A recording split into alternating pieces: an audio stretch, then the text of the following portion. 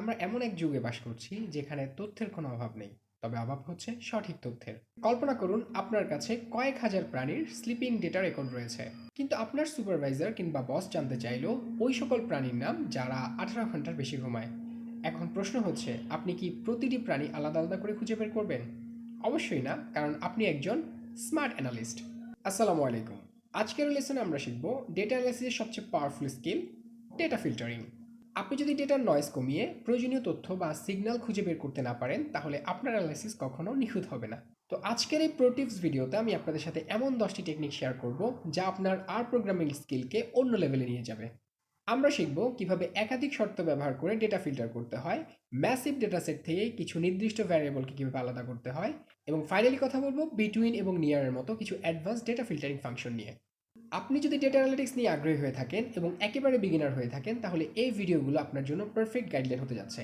এই সিরিজের ভিডিওগুলোর প্লেলিস্ট আপনি ডিসক্রিপশন বক্সে কিংবা আই বাটনে পেয়ে যাবেন। যারা একেবারে নতুন তাদের জন্য আমি আব্দুল্লাহ আল শামীম, একজন digital marketing expert, data analyst এবং এআই স্পেশালিস্ট। তো চলুন কথা না বাড়িয়ে স্ক্রিনে চলে যাই।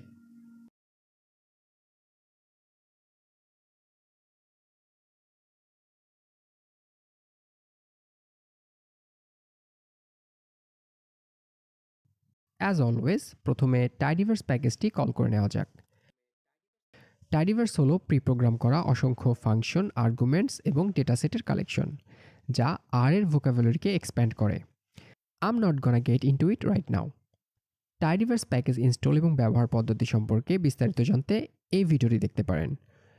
ভিডিও লিঙ্ক ডিসক্রিপশন বক্সে পেয়ে যাবেন। টাইডিভার্স প্যাকেজটি অ্যাক্টিভ করার পর আপনি বিল্ড ইন ডেটাসেটে অ্যাক্সেস পেয়ে যাবেন। এর মধ্যে msleep is the great one.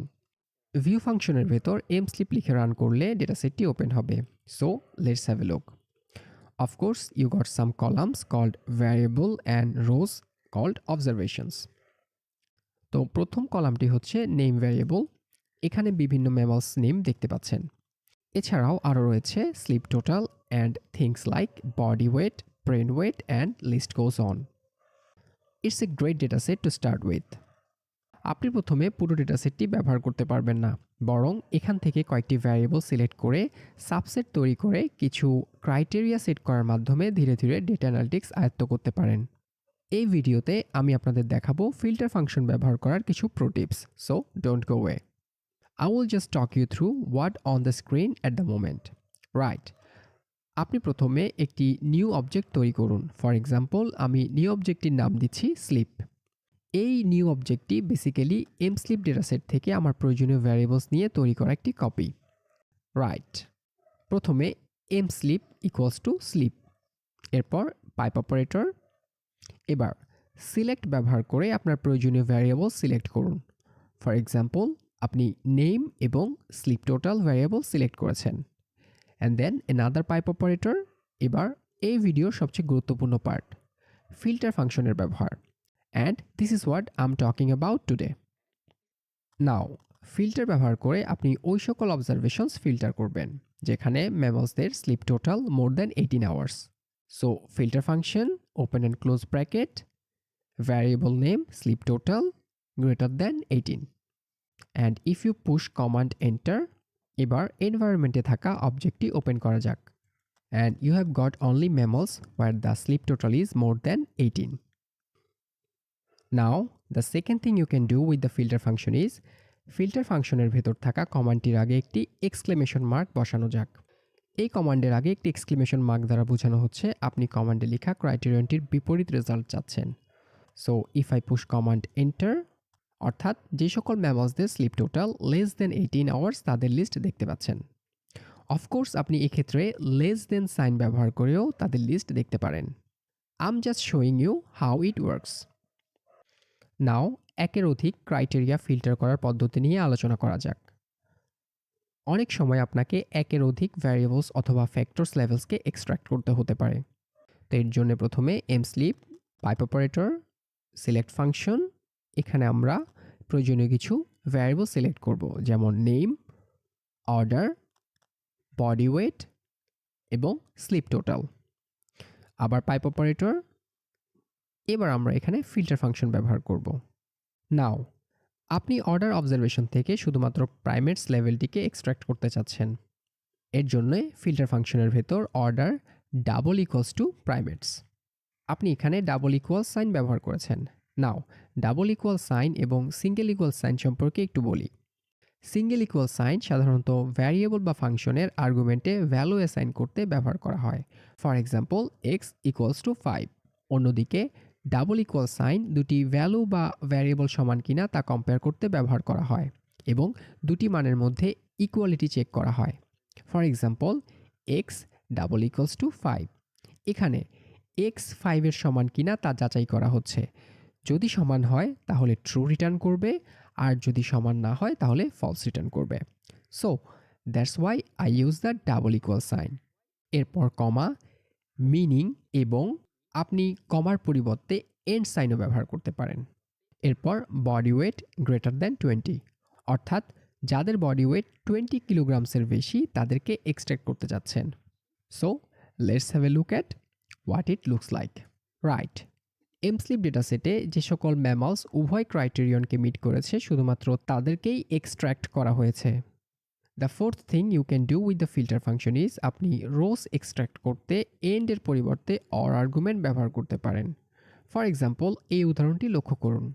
So এর জন্য filter function, open and close bracket, এরপর order double equals two primates, এরপর vertical line like that, meaning অথবা, এরপর বডি ওয়েট গ্রেটার দেন 20, অর্থাৎ যাদের বডি ওয়েট 20 কিলোগ্রামসের বেশি তাদেরকে এক্সট্র্যাক্ট করতে চাচ্ছেন।